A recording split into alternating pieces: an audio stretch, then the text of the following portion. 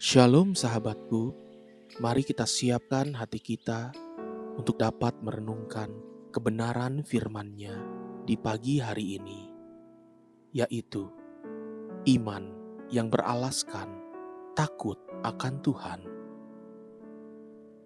Mari kita buka Alkitab di dalam kitab Amsal 9 ayat 17 sampai dengan yang ke-18. Air curian manis dan roti yang dimakan dengan sembunyi-sembunyi lezat rasanya. Tetapi orang itu tidak tahu bahwa di sana ada arwah-arwah dan bahwa orang-orang yang diundangnya ada di dalam dunia orang mati. Kejahatan para koruptor yang tertangkap KPK sudah begitu banyak, bahkan tidak sedikit dari mereka yang adalah orang-orang Kristen, anak-anak Tuhan. Namun, seakan bagi semua yang lain, terus-menerus terjadi penangkapan tangan oleh sebab kasus korupsi di negeri ini. Tidak adakah nilai jera? Para bandar dan pengedar narkoba yang sekarang mendekap di penjara sudah mencapai ribuan. Mungkin bahkan puluhan ribu orang jumlahnya di dunia. Namun, produksi dan pengedarannya masih terus terjadi. Tidak adakah nilai jera? Pelacuran dan perselingkuhan sudah terjadi bahkan sejak zaman Perjanjian Lama. Semua akibat dan dampak buruknya sudah diceritakan sejak lama dahulu kala. Namun manusia masih saja melakukannya sampai hari ini. Tidak adakah nilai jera? Semua hal-hal tersebut membuktikan bahwa air curian itu manis rasanya, dan roti yang dimakan dengan sembunyi-sembunyi lezat rasanya. Tanpa hikmat, tanpa roh takut akan Tuhan, manusia akan cenderung untuk mengulangi kesalahan yang terjadi di dalam sejarah, mengulangi dosa masa lalu.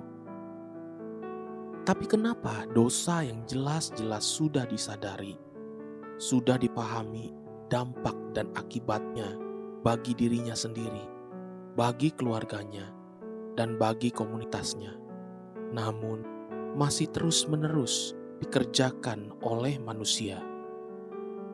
Sebab manusia melihat yang langsung di depan mata, bukan memandang jauh ke depan. Apa yang hari ini terlihat baik dan menyenangkan, itulah dasar keputusan manusia, tanpa memikirkan apa-apa yang dapat terjadi nantinya, tanpa berpikir jauh ke depan. Lalu, apa yang bisa saya lakukan? Belajarlah satu perkara dari iman Ishak. Ishak anak Abraham. Tentang Abraham, terlalu banyak catatan Alkitab tentang kepahlawanan dan iman Abraham. Kemudian, anak Ishak, Yakub yang adalah Israel. Tentang Yakub pun, banyak catatan-catatan Alkitab tentang jatuh bangun dan kepahlawanan Yakub. Juga demikian keturunan-keturunan Yakub atau Israel.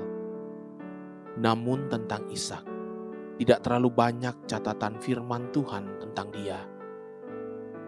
Ketika Ishak hendak dikorbankan sebagai korban sembelihan, selalu kita mendengarkan tentang betapa luar biasanya kepahlawanan iman Abraham yang rela melepaskan anaknya yang satu-satunya itu. Lalu, bagaimana dengan sang anak itu sendiri, Ishak? Tidak banyak dibahas. Ada satu catatan Alkitab tentang iman Ishak. Coba perhatikan Ibrani 11 ayat yang ke-20. Karena iman, maka Ishak sambil memandang jauh ke depan, memberikan berkatnya kepada Yakub dan Esau. Dari iman Ishak ini, kita dapat belajar satu perkara.